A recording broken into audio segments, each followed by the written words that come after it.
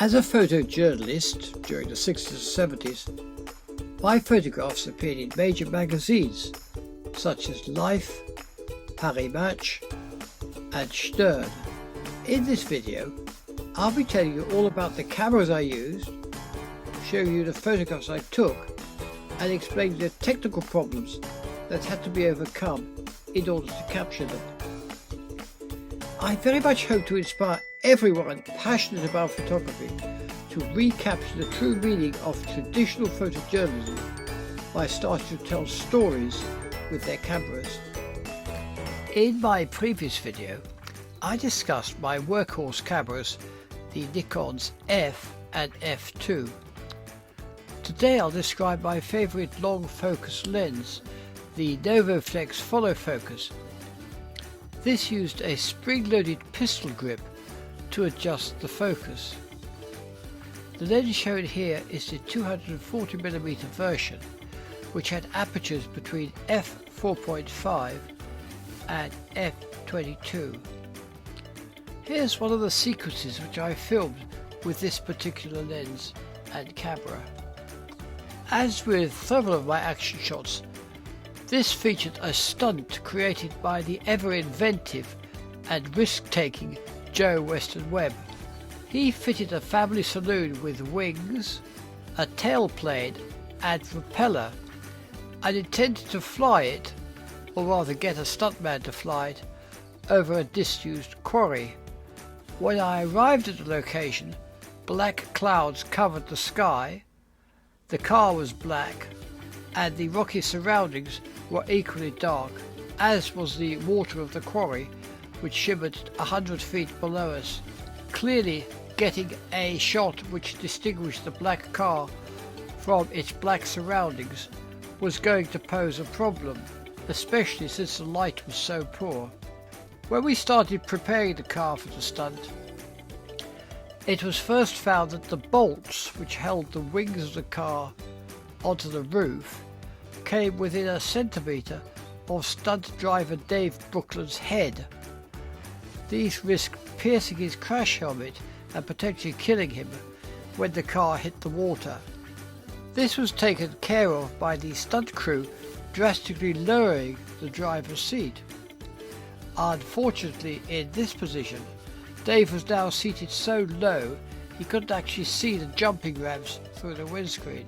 The fast-thinking Joe stuck two long wooden poles at the end of each ramp. Dave could see these through the windscreen, and all he had to do was to ensure he hit the sticks, which he did with great precision. You could see one of them flying through the air after the car had struck it. By the time all this was done, the light levels had dropped even lower, and I was very concerned that the negatives would be underexposed and the black car would be virtually invisible against the equally black background. I reluctantly told Joe that I would have to cancel the shoot and hoped that the light levels would improve by the following morning. They had, but so too had news of the stunt. When we turned up, the road running beside the quarry was crowded with local and national photographers. It looked like I was about to be scooped. Joe came to the rescue by hiring 40 tough-looking roustabouts, that is labourers, from the nearby circus. They all stood in a line on the quarry side of the highway, each holding a long piece of canvas. As the car sped towards the jumping ramps, each man leapt into the air, effectively blocking all the rival lenses, much to the fury of the photographers, but my exclusive had been saved. The car hit the water at high speed, rapidly disappearing amidst a cascade of bubbles. It took about an hour for a team of rescue divers, hired by Joe, to extricate Dave from the wreckage and bring him safely to shore. During this time, he calmly sat patiently in the pitch darkness, breathing from a diver's air tank, which had been bolted next to the removed passenger seat. My pictures made over 100 publications around the world after appearing exclusively in a British newspaper and in Life magazine in America. The 3 lessons I draw from this assignment are as follows. Whenever possible, try not to be pressured into shooting photographs when the conditions, in your view, are unfavourable. This is not always possible, of course, but whenever it is, try and decide for yourself and not have the decision decided by others. Second, when facing just one chance to get your pictures, always treble check every aspect of the shoot, not just the equipment and the lens, but look particularly at the backgrounds, which in many cases can be very distracting. You need to do something to eliminate these backgrounds, either by shooting at a very wide stop so they'll be out of focus, or changing the angle of the shot to remove them from the view.